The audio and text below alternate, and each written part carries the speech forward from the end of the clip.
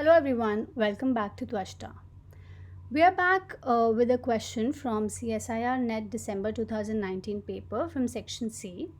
And the question is, hormones act by producing or activating a variety of effectors intracellularly. Below are given a variety of effectors in column X and hormones in column Y.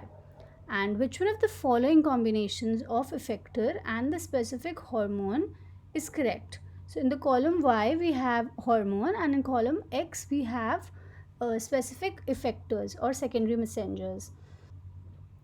In column X we have inositol triphosphate or IP3, CGMP, CAMP, receptor kinase, and associated kinase. Let's first talk about receptor kinase because I have talked about it in one of the previous videos, and if you remember it correctly, receptor kinase refers to RTKs, receptor tyrosine kinase, because they have kinase domain in the receptor itself. This is the mechanism by which receptor tyrosine kinases act. We have already discussed this, so I won't repeat the mechanism again. We also discussed the signal proteins that act via RTKs. And insulin like growth factor or IGF is one of them, which is also one of the options in column Y. So now we can match receptor kinase with IGF-1. Next is associated kinase, and if you remember correctly, we have also discussed JAK-STAT signaling pathway where the receptor was associated with cytoplasmic tyrosine kinase called JAK. We also discussed the examples of signal proteins that act via JAK-STAT. I've added 4 more to this list, that is interleukins, tumor necrosis factor, thrombopoietin, and leptin. Leptin is one of the options in column Y, and we can match it with associated kinase. Now we are left with the inositol triphosphate, CGMP, and CAMP. These are called secondary messengers as they relay the signal from the receptor into the cell. Receptor is just the mediator. Once a signaling molecule binds to the receptor, it activates these secondary messengers in order to convey and further carry the signal downstream into the cell. So let's briefly talk about them one by one. I've talked about GPCR in one of the previous videos. So if you're totally unaware about it, you can go back and watch that video first. Well, we know that ligand binding to GPCR causes activation of the coupled G protein. The activated G protein further mediates the activation or generation of secondary messengers. One of the secondary messengers is cyclic AMP or CAMP, and some G proteins regulate the production of cyclic AMP by the activation of an enzyme called adenylyl cyclase. The alpha subunit of the G protein is responsible for this activation. Adenylyl cyclase converts AMP into cyclic AMP and increases its concentration. This increased concentration of cyclic AMP or CAMP activates another protein called the cyclic AMP dependent protein kinase or PKA. It is a serine threonine kinase, and this protein activates some other proteins in the downstream pathway. Now, the G proteins that regulate the production of CAMP are of two types, GS and GO. GS and GI. GS proteins are stimulatory in nature and they activate adenylyl cyclase to increase CAMP concentration, while the GI proteins are inhibitory in nature as they inhibit adenylyl cyclase and decrease CAMP concentration in the cell. Ligands that mediate via CAMP are luteinizing hormone, thyroid stimulating hormone, adenocorticotrophic hormone or ACTH, adrenaline, somatostatin, parathormone, oxytocin, glucagon, and vasopressin. These are some major examples that I've mentioned. There's another secondary messenger similar to CAMP, and that is cyclic GMP or CGMP. Some G proteins generate CGMP as secondary messengers by activating guanylyl cyclase.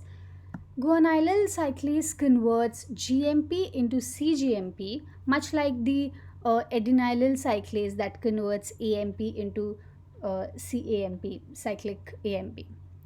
Increase in CGMP concentration further activates a kinase called cyclic GMP dependent protein kinase or PKG, similar to PKA.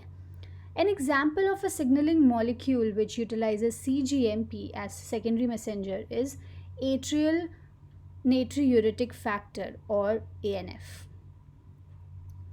One category of G proteins signal via phospholipids and it is called GQ protein. The G proteins that signal via phospholipids are called GQ proteins. An activated GQ protein further activates a plasma membrane bound enzyme called the phospholipase C. The alpha subunit and the beta gamma subunit both are involved in this activation. So the phospholipase C acts on the molecule phosphatidyl inositol 4,5-bisphosphate, which is present in small amounts in the inner half of the plasma membrane lipid bilayer. By this reaction, two secondary messengers are produced: inositol 1,4,5 triphosphate or IP3 and diacylglycerol or DAG. IP3 receptors are present on the endoplasmic reticulum and they are calcium ion channels. So IP3 diffuse through the cytosol and releases calcium ions from the endoplasmic reticulum by binding to and opening the IP3 gated calcium ion channels present in the ER membrane. At the same time, the other cleavage product, DAG or diacylglycerol, also acts as secondary messenger while still remaining embedded in the plasma membrane. In the presence of increased calcium ion concentration in the cytosol, DAG activates a protein kinase called protein kinase C. C because this is calcium dependent. Then this activated PKC further phosphorylate target proteins and relay the signal downstream. Now the ligands that mediate via IP3 are vasopressin, acetylcholine, thrombin, thyroid releasing hormone, thyroid stimulating hormone, angiotensin 2, GnRH, and somatostatin. Again, these are some major examples only. Now you might notice that some of these ligands were mentioned previously with the ligands that mediate via cyclic AMP, like vasopressin, thyroid stimulating hormone, and somatostatin. See, what happens is that there might be different types of receptors for the same ligand. For example, some of the receptors for somatostatin are coupled to G proteins that regulate CAMP, while other somatostatin receptors are coupled to GQ proteins that signal via IP3. Coming back to the question now, we had already done two, and let's start with the ANF in the column Y, atrial natriuretic factor. We have now seen that ANF mediate via CGMP. Next is somatostatin. We saw that somatostatin mediates via both CAMP and IP3. So let's just match it to both of them for now. Next we have oxytocin, and we saw that oxytocin mediates via CAMP. So here we have completed every option. Now let's check the options.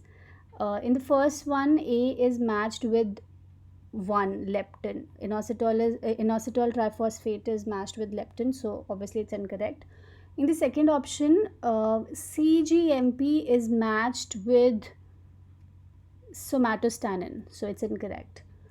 In the third one, CAMP is matched with somatostatin, and D, receptor kinase, is matched with IGF. Okay, so this one is the correct option.